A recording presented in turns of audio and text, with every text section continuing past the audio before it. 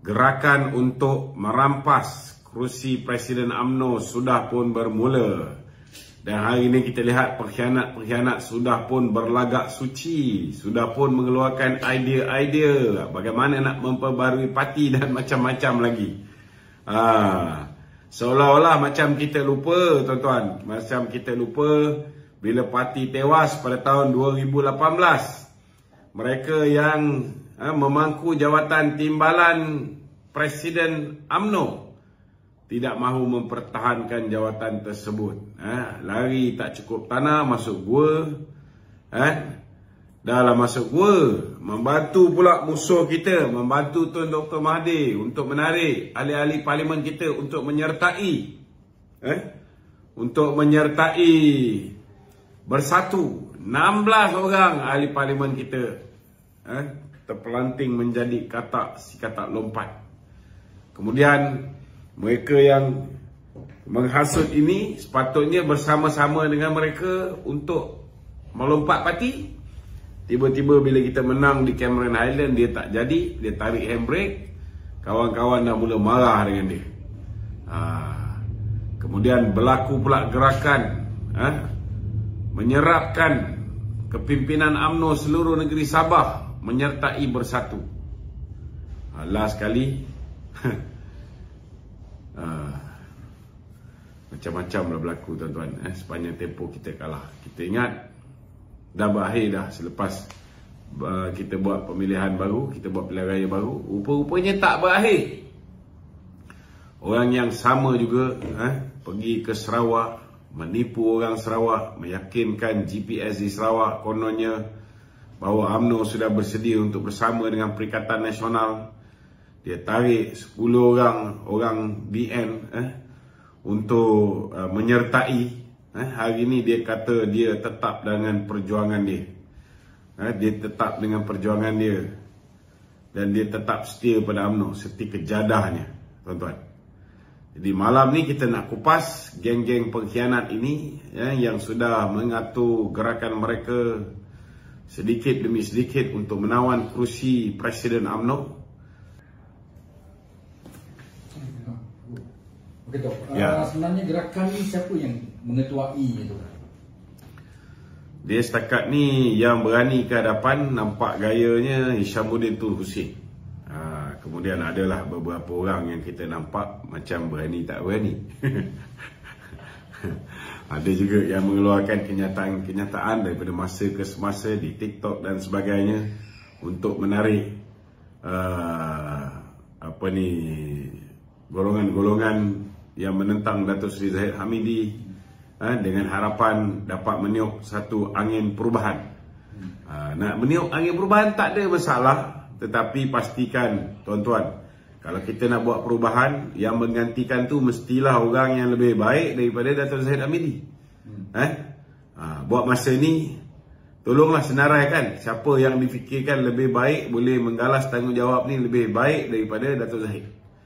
Busuk-busuk Datuk Zahid ni, saudara, ketika dia diancam, diugut, nak didakwa dan sebagainya, diminta untuk bubarkan UMNO, diminta untuk menyertai bersatu, dia tak nak tunduk dengan desakan Mahathir.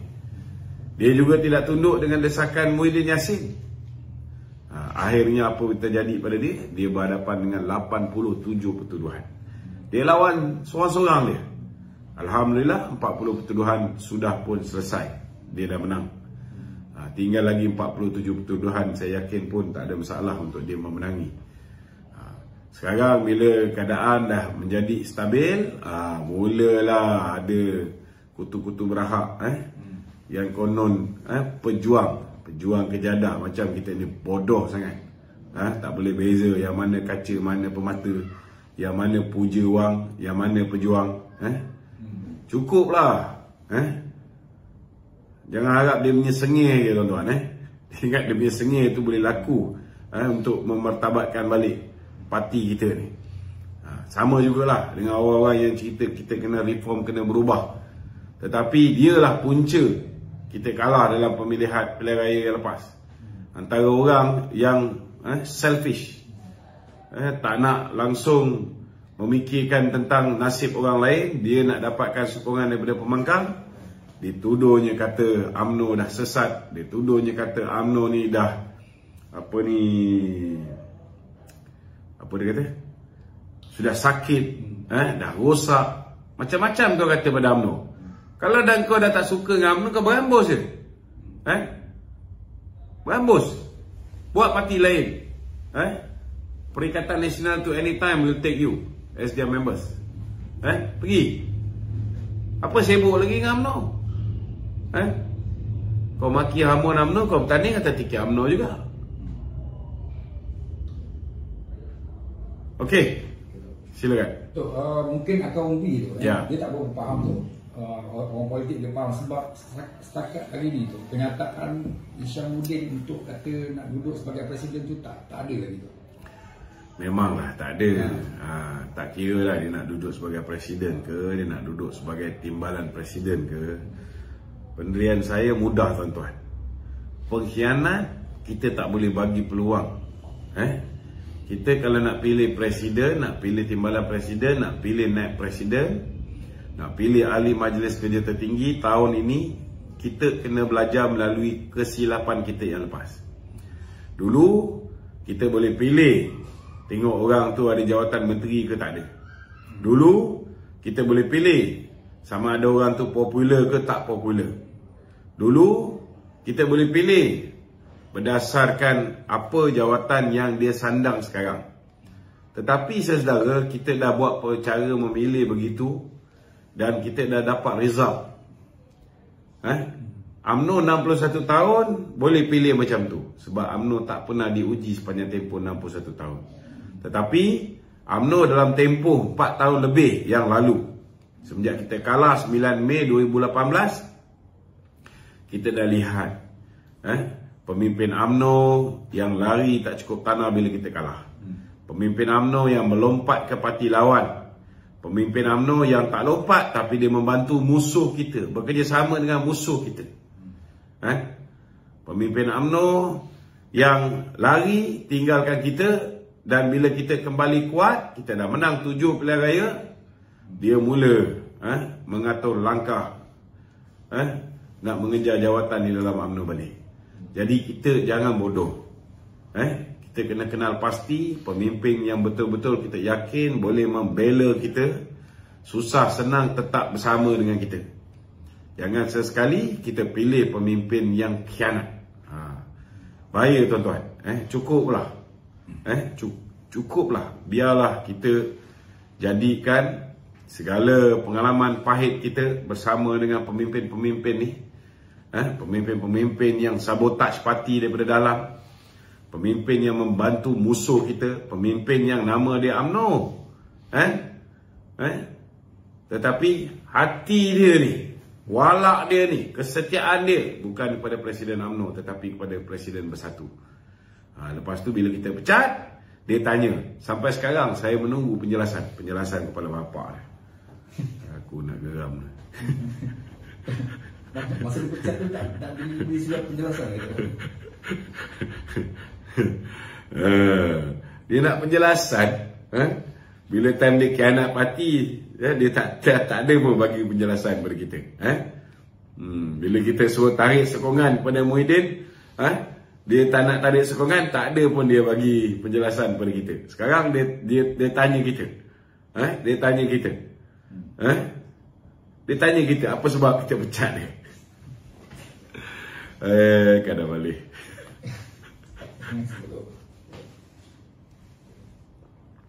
Okey, silakan. Okey tu, bila kita sebut ada satu gerakan itu, Ya. sudah tentu mesti ada berbelanja sedikit tu. Ya, belanja tak ada masalah. Dari segi pembiayaan. Pembiayaan ni mereka ini berada di dalam kerajaan. Baik dalam kerajaan PN, begitu juga ketika berada dalam kerajaan keluarga Malaysia. Mereka berada di dalam kerajaan, mereka pun kita tahu juga buat duit ketika itu. Sudah pastilah, tuan-tuan, saya nak pesan pada orang UMNO ni.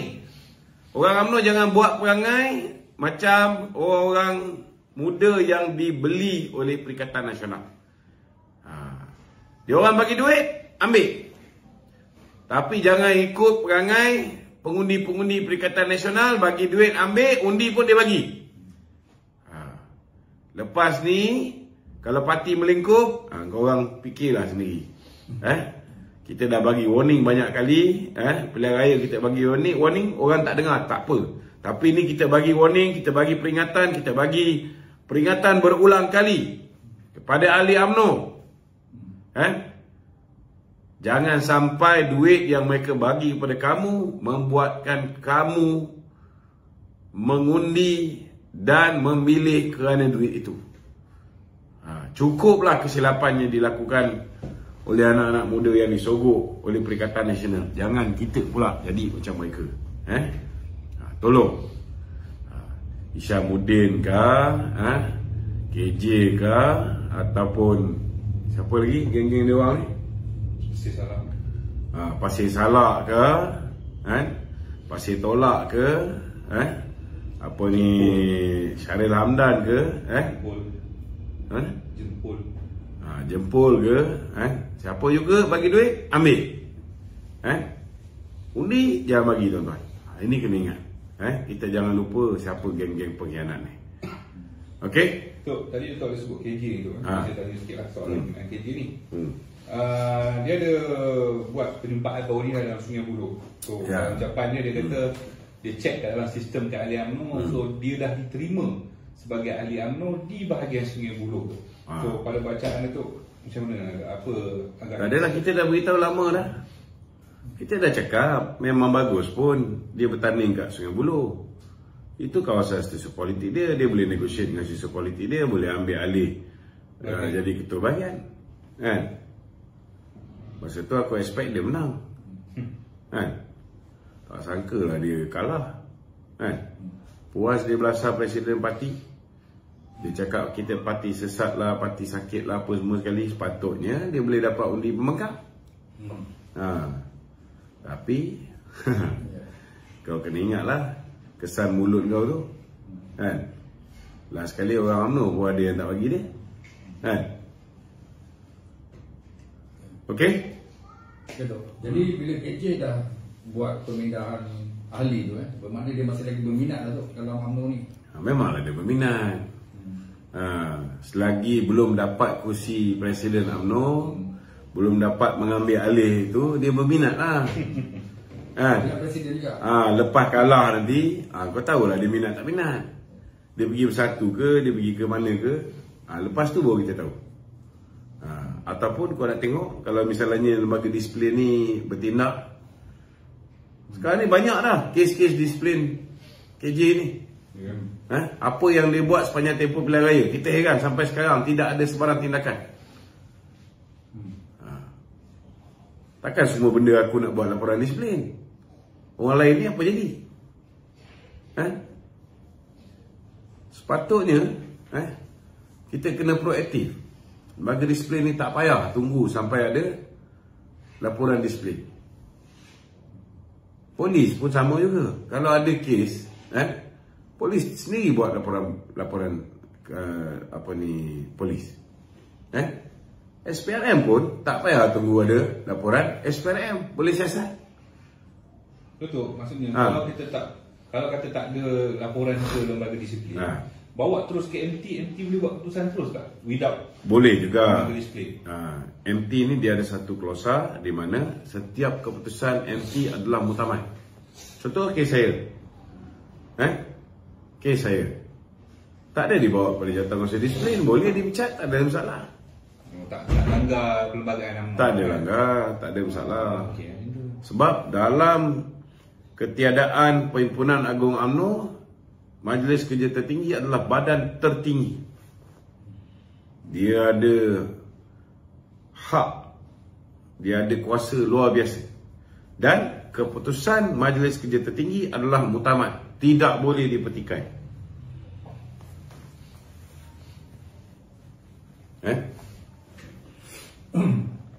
Okey tu, gerakan ni dia nak tak tahulah sama ada nak menjatuhkan presiden ke ataupun nak tunggu pemilihan. Tujuan dia nak jatuhkan presiden ialah supaya dia boleh ambil alih parti ni. bila dia ambil alih parti ni, dia boleh heret parti ni untuk bersama dengan bersatu dan PAS dan tubuh kerajaan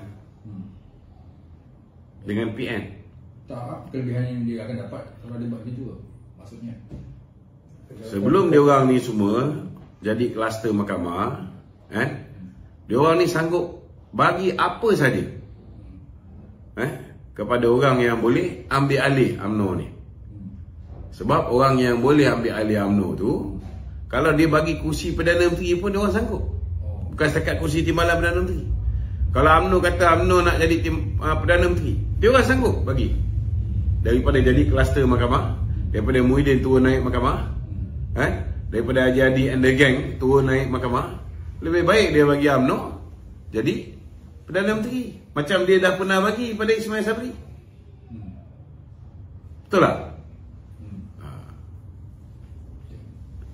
Kenapa Muhyiddin sanggup bagi Datuk Seri Ismail Sabri?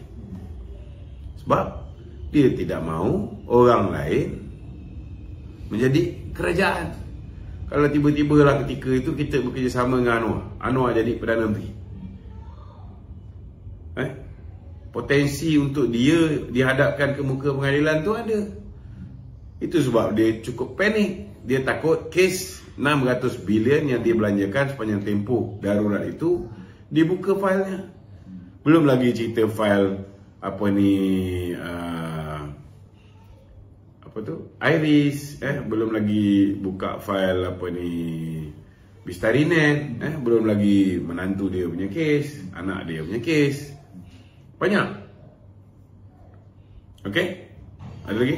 Gerakan itu gerakan ni dia akan ambil tindakan di masa pemilihan UMNO ke ataupun sebelum pemilihan UMNO untuk nak jatuhkan presiden? Macam mana?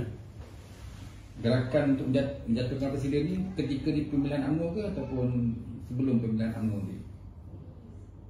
Gerakan yang dia buat ni? Gerakan yang dia buat. Gerakan yang dia buat ni ialah gerakan untuk memenangkan pasukan mereka pada pemilihan UMNO. Dalam pemilihan UMNO. Dia tak boleh jatuhkan Datuk Zahid ni di luar pemilihan, tak boleh. Kalau dia ada supporter, dia boleh buat. Dia boleh buat undi tak percaya kepada Datuk Zahid. Dia tak ada supporter. Datuk Zahid insya-Allah akan menang, kan? Tak ada masalah. Apakah naratif yang dia mainkan untuk jatuhkan presiden ini?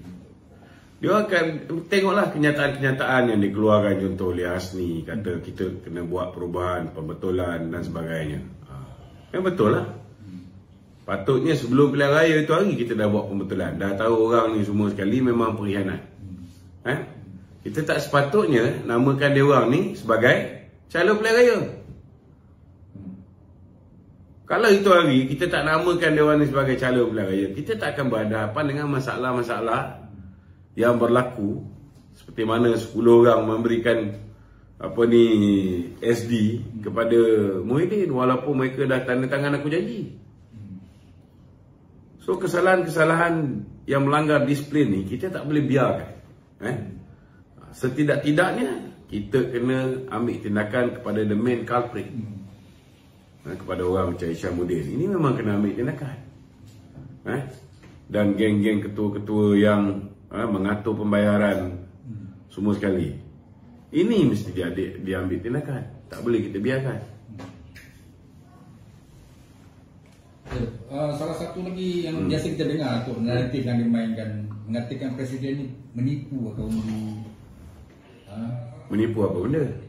Jangan kata dia menipu kaum umbi, kata tak sokong PH dan sebagainya sampai masa sokong. Tak, kita dah explain benda ni banyak kali. Kan? Masih lagi tu. Kau dengar ke tak dengar? Kau dengar. Okey, tak apalah. Ni aku cakap bagi pihak orang yang tak dengar ataupun orang yang pekak yang tak pernah dengar. Okey. Tolong beritahu dia. Nombor satu kena faham bahawa yang menyebabkan Datuk Seri Zahid terpaksa bersumpah seperti mana yang diungkapkan oleh Datuk Seri Ahmad Maslan. Saya ulang balik ni, banyak kali saya dah ulang. Ialah bila mana kita mengarahkan pemimpin-pemimpin ahli-ahli parlimen kita tarik sokongan pada Muhyiddin. Ada yang membuat fitnah, geng-geng Anwar Musa and geng ni. Dia kata presiden nak tarik sokongan daripada Muhyiddin kerana nak bawa sokongan UMNO ni kepada Anwar Ibrahim pada ketika itu. Jadi bila dia dituduh, bila Datuk Zahid dituduh, maka dia bersumpah dengan kalimah wallahi wa billahi wa tallahi adalah tak benar dia nak bawa UMNO ni untuk menyokong Anwar Ibrahim. Dan bila benda ni orang mula bercakap apa semua sekali, maka dia nak yakinkan akar umbi, dia jadikan dalam ucapan dasar dia kata dalam PRU yang ke-15, BN will go solo. Kita tidak akan bekerjasama dengan parti-parti dalam PH, no Anwar, no DAP, no Bersatu. Tapi geng-geng yang pro Bersatu ni dia sebut no Anwar, no DAP. Dia tak sebut no Bersatu. Tapi Datuk Zahid lapaskan tiga-tiga. Dan memang betul pilihan raya umum ke-15 BN went solo. Kita tak ada kerjasama dengan Anwar, kita tak ada kerjasama dengan Bersatu, kita tak ada kerjasama dengan DAP. Lepas pilihan raya, nobody win. Tidak ada siapa yang menang. Bila tidak ada siapa yang menang, tuanku titahkan supaya PN bekerjasama dengan PH. Tapi PN tak nak. Bila PN tak nak, pemenang ketiga UMNO. UMNO dititahkan, BN dititahkan bekerjasama dengan PH. Maka kita menjunjung titah tuanku, maka kerjasama. Itu je. Tipu apa bendanya? So ada lagi yang tak jelas? Saya rasa semuanya jelas. Cuma kadang-kadang ada orang tu dia saja buat bodoh. Macam Tok Faizal ni, dia bagai mencurah minyak mencurah air di atas daun keladi.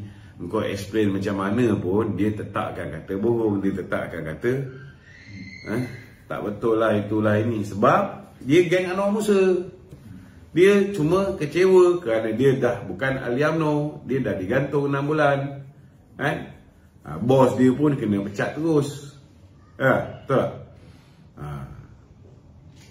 Nak masuk PN, bos dia nak main wayang lagi. Bos dia masih mengharap geng-geng pengkhianat ni akan memenangi pemilihan UMNO. Jadi kalau geng pengkhianat ni memenangi pemilihan UMNO, orang macam dia mungkin akan dibatalkan pemecatan, akan dapat masuk balik UMNO, dapat keahlian lama. Betul tak? Kalau dia diterima jadi ahli baru macam aku, mampus dia tak nak. Dah kena tunggu 11 tahun baru boleh bertanding MT balik. Siapa nak jadi ahli UMNO? Kan? Tapi kalau selepas ini, selepas bulan 3 lah kononnya, contohnya lah bulan 3 ni pemilihan UMNO. Kalau lepas bulan 3, geng-geng pengkhianat ni tak berjaya nak menumbangkan Datuk Zahid, maka peluang untuk dia menjadi ahli UMNO balik tak ada. Kalau kau nak harap Anwar Musa berjuang untuk UMNO, bela nasib UMNO, pertahankan UMNO, lawan PAS, lawan Bersatu, jangan harap. Kalau dia tak sanggup buat tu semua, macam mana UMNO nak terima dia balik? Tunggulah sampai pemilihan yang lagi satu. Okey.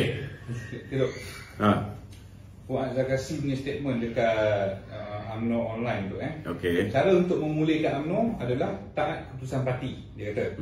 Dan dibidas oleh Mangkok Ayun ni lah, Tun Faisal ni, dia kata masa Zahid dan Najib sign SD sokong Anwar jadi PM tahun 2020, kau senyap je Puan, dah level Lokman, Batman dah pula Puan ni. Sekarang ni kita nak beritahu, saya pun dah explain benda ni. Kenapa pada tahun 2020 kita bagi kita bagi SD kepada Anwar. Pada ketika tu bukan SD. Pada ketika tu yang diberikan kepada istana ialah satu surat. SD tu memang dikumpulkan itu hanyalah untuk membolehkan Anwar membuktikan kepada tuanku bahawa dia ada enough number. So bila benda tu dimasukkan kepada diberikan kepada tuanku, itulah yang digunakan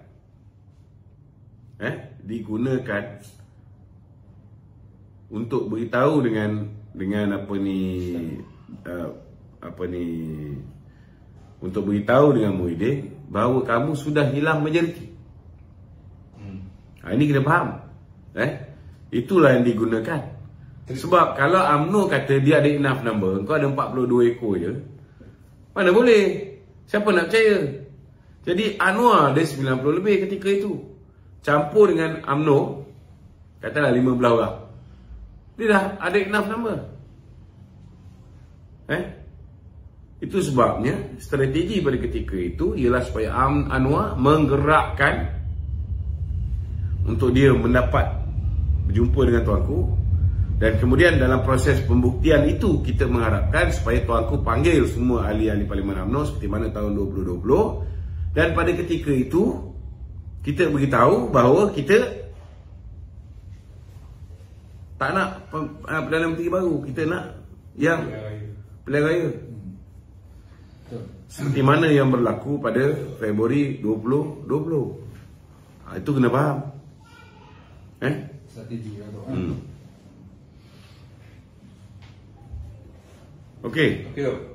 Tadi tengah hari tadi dalam program Dr. Zahid dekat Kota Kemuning tu dia kata dia memaafkan semua pihak yang mengutarkan pemahan dan cacian terhadap dia.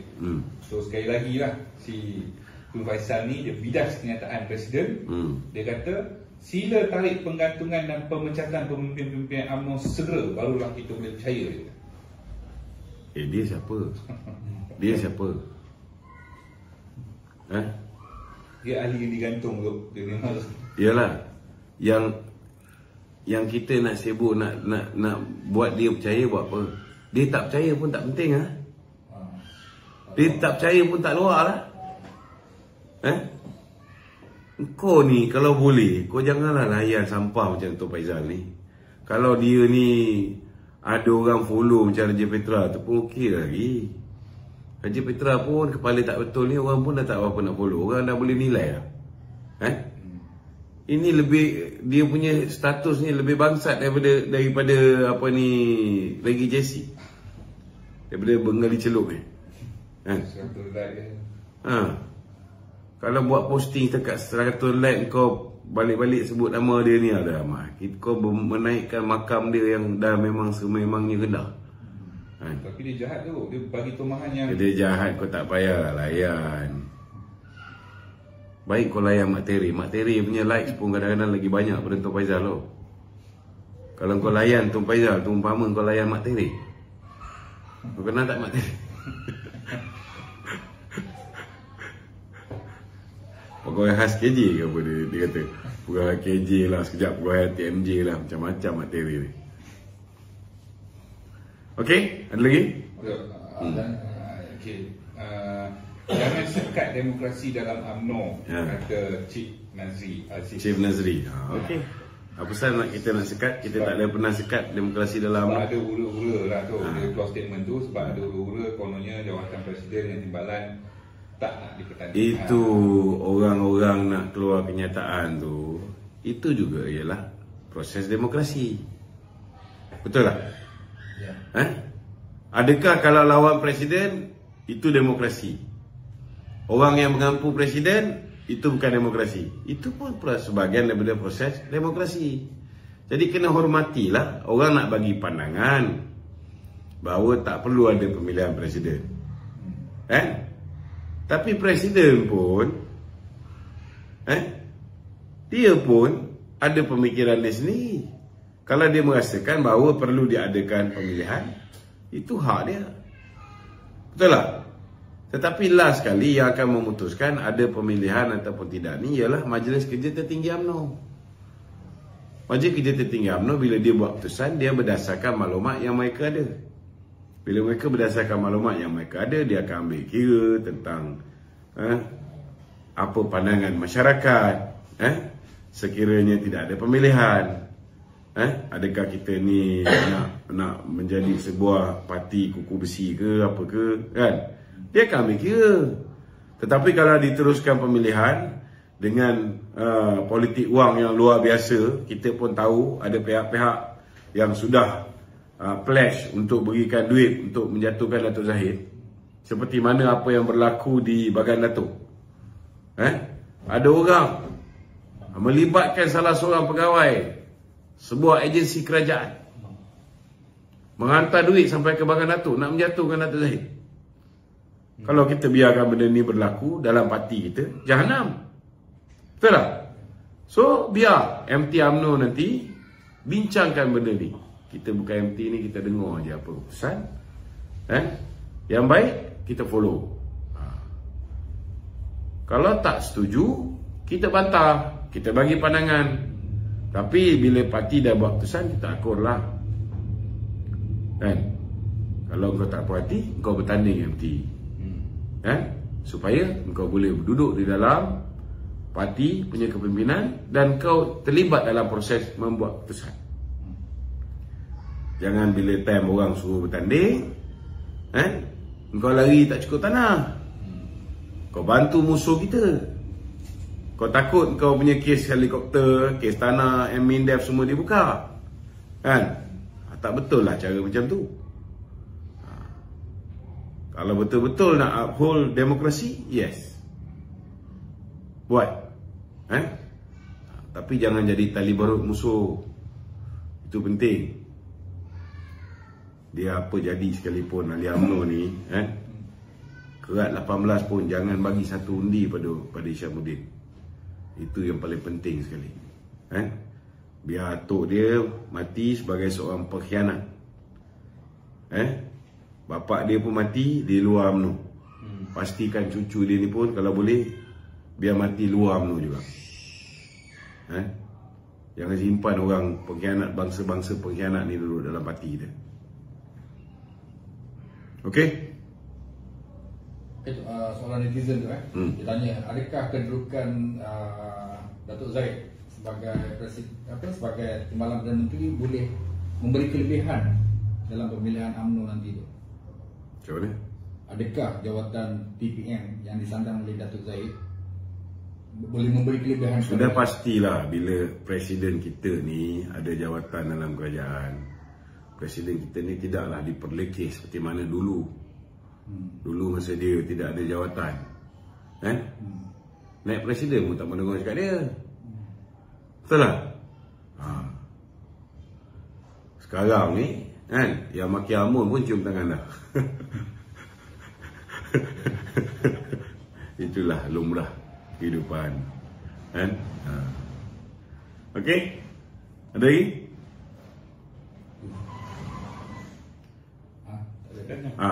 Apa ni, soalan lain? Bersatu tu Bersatu. One Satu One Jan. Dia cakap dalam Dewan, dalam Parlimen Jangan panggil Bersatu lah, PPBM. PPBM. Kata dalam Dewan menjerit-jerit, dekat luar Dewan saman kiri kanan tu saja. Siapa? One Satu One Jan. Sama lah dengan dia. Dalam Dewan bukan main lagi. Luar Dewan apa dia buat? Dia minta peruntukan dengan Mak Sabu. minta beras untuk pesawat padi. Apa benda Wan Capul? Duk sembang ya. Nasib baik dia tak minta PT-PTN. Okey. Ada lagi?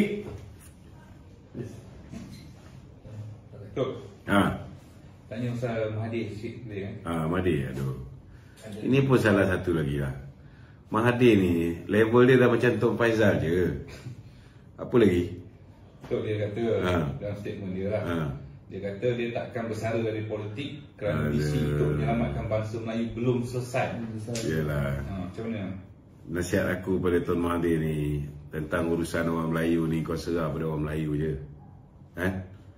Dah cukuplah orang Melayu buat kesilapan, bagi peluang pada bangsa Kerala jadi Perdana Menteri 22 tahun, lepas tu bagi lagi sambung kontrak 22 bulan. Cukuplah. Jadi urusan bangsa Melayu ni Tuan Mahathir tak payah campur. Biar kita orang Melayu settle. Kalau nak buat Persatuan Kerala Malaysia, kalau nak jadi chairman ke apa, silakan. Berjuanglah untuk anak bangsa kamu. Tak ada masalah. Buat masa ni urusan orang Melayu, biar orang Melayu settle. Okey? Ada lagi? Netizen Ya. Minta pendapat Datuk. Apa pendapat Datuk mengenai sekitar sebulan pemerintahan kerajaan perpaduan ni, macam mana prestasi kabinet Perdana Menteri Datuk rasa? Saya rasa setakat ni prestasi Datuk Seri Anwar Ibrahim saya rasa amat memuaskan. Saya rasa rakyat gembira kerana banyak langkah-langkah penjabatan yang beliau telah ambil. Banyak langkah-langkah yang beliau ambil. Setiap keputusan yang dia buat tu dia ambil kira supaya tidak ada pembaziran, supaya orang yang betul-betul memerlukan dibantu terlebih dahulu, tidak ada lagi direct nego, maka ruang untuk berlaku rasuah, salah guna kuasa dapat dikurangkan, risiko dia. Kemudian keputusan-keputusan yang kerajaan buat nampaknya sentiasa mengambil kira apa yang rakyat akan cakap kalau buat macam ini, macam itu. Cuma ada kemungkinan besar banyak keputusan yang dia buat tu lebih berhati-hati. Bila kita terlalu berhati-hati ni pun ada setengah-setengah benda dia akan makan masa sikit lah. Makan masa sikit. Jadi kita bagi peluang lah. Masih terlalu awal, kita bagi peluang untuk beliau buat yang lebih baik lagi untuk rakyat Malaysia. Saya yakin keadaan akan lebih baik sekiranya Datuk Zahid berjaya memenangi jawatan Presiden UMNO balik ni. Kedudukan kerajaan ni saya yakin akan bertambah kuat lah. Dan peluang untuk mereka yang merancang untuk menjatuhkan kerajaan, menukar kerajaan ni mungkin akan bak kata orang tu macam matilah, mati. Sekarang ni mereka ni masih yakin lagi mereka boleh tumbangkan Datuk Zahid dalam pemilihan. So mereka masih berusaha untuk memastikan bahawa satu hari UMNO dapat ditarik balik untuk jadi kuda tunggangan kepada Bersatu ataupun PPBN. Kita harap benda ini tidak berlaku.